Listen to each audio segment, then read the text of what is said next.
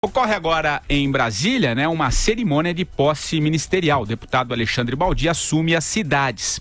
A notícia durante o dia era de que Carlos Marum seria anunciado como novo ministro da Secretaria de Governo, mas não foi. Agora, há poucos instantes, na verdade, o secretário de imprensa, Márcio Freitas, convocou jornalistas para informar que Antônio Embaçaí segue ministro. Segundo ele, conversas acontecem, mas o ministro continua no cargo. A saída do Tucano vem sendo discutida, já há um bom tempo. Aliás, temos falado muito aqui também. Temer se reuniu ontem com parlamentares da base que pediram a saída dele. Na manhã de quarta, o presidente se encontrou com Marum e com o senador Aécio Neves, aliado de Eduardo Cunha e principal membro da chamada tropa de choque do governo. Marum foi indicado pela bancada do PMDB na Câmara. Ô Vera, começa esse tema com você. O que surpreendeu mais? A notícia de Marum ministro ou do recuo do governo? Olha, todo o conjunto de fatos desta notícia, o Patrick, porque antes o governo tinha, por regra, qualquer governo, até a Dilma de vez em quando adotava essa regra, você colocar uma pessoa que não tem uma cara assim tão explícita da fisiologia no governo. Você coloca alguém que agrade a esse grupo fisiológico que você quer cativar, mas que não tem aquela cara tão carimbada, uma figurinha tão carimbada. Você colocar o Carlos Marum, ele mesmo, sem intermediários, na Secretaria de Governo, significa escancarar os balcões, abrir a porta do palácio para o baixo clero e falar: podem entrar, a casa é de vocês. Não obstante isso, o governo não é que fez isso e aí assumiu as consequências. Fica nesse vai, não vai. O próprio deputado deu declarações ao longo do dia dizendo que só estava esperando ser chamado pelo palácio para ir lá assumir. O Antônio Embaçaí, que ainda é o detentor do cargo, desapareceu. Ninguém consegue falar com ele, não se fala com ele por WhatsApp, por nada. Deve estar ali encolhido atrás da mesa de tanta vergonha.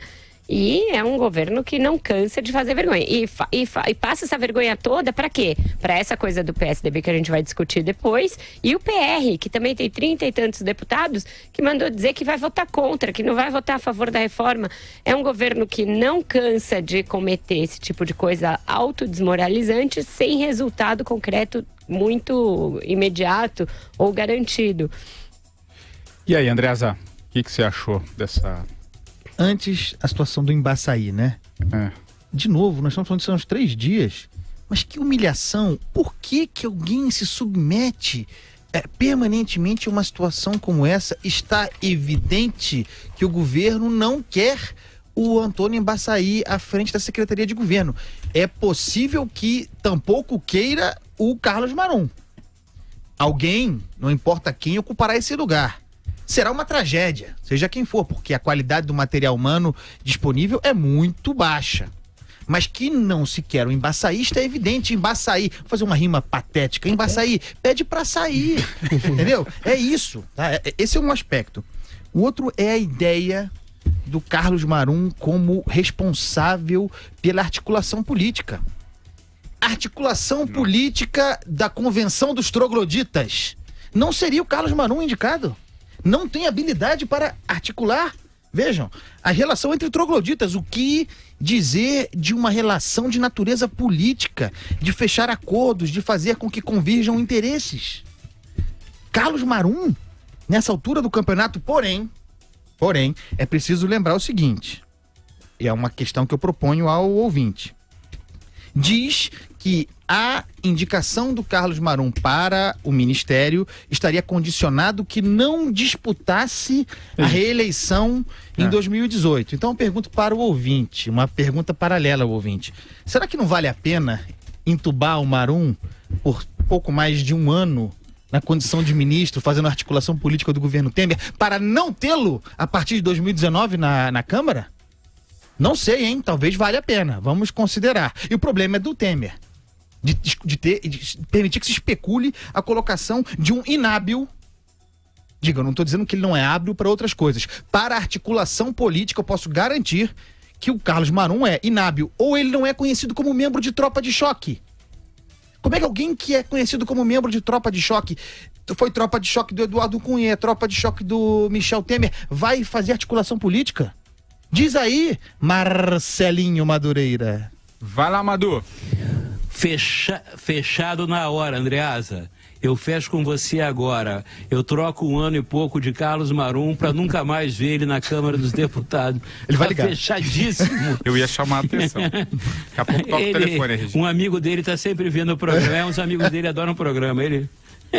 A sua filha, os seus amigos, você não gosta da gente, mas os seus amigos gostam, Carlos Marum.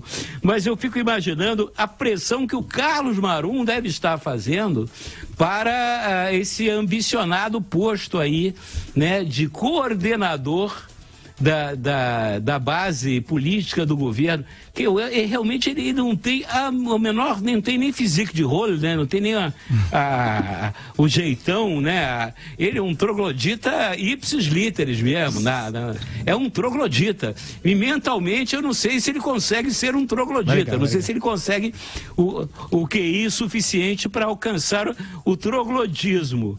Agora, muito pior, né, é você ser substituído pelo Carlos Marum. Olha só, Andreasa, eu vou chegar, André, Marcelo Madureira, é o seguinte, Marcelo Madureira, você vai sair, no teu lugar vai entrar o Carlos Marum. Isso é a pior humilhação que o ser humano pode ter, ou não é? É. Vera, um fato curioso também é ver o Aécio, né, se encontrando com o Temer na mesma hora que a executiva do PSDB se reunia também lá em Brasília, né? Como é que você viu essa... Também fora da agenda, fora né, da Patrick? agenda, né?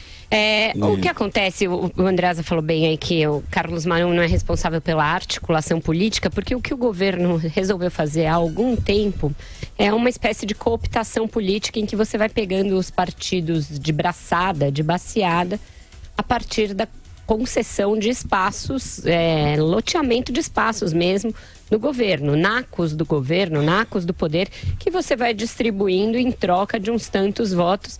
E essa matemática nem sempre dá certo. Como a gente viu aqui, o PSDB não deu certo, o PR ameaça não votar, simplesmente porque é isso, não se faz articulação. O articulador político do governo não chama os deputados e fala, olha, este projeto diz respeito a isso, com isso nós vamos economizar tanto dinheiro público, ou com isso nós vamos resolver esse ou aquele problema na administração. Não é assim. O projeto é tal, eu preciso de tantos votos, lembrando aos senhores que os senhores têm o Ministério tal, a diretoria tal da Caixa Econômica Federal, a diretoria tal do Banco do Brasil. Lembra aquele seu aliado que está lá na ponta, no IBAMA, lá no seu estado? Se você não votar a favor, vai perder o cargo. É esse o tipo de articulação política que se faz hoje em dia.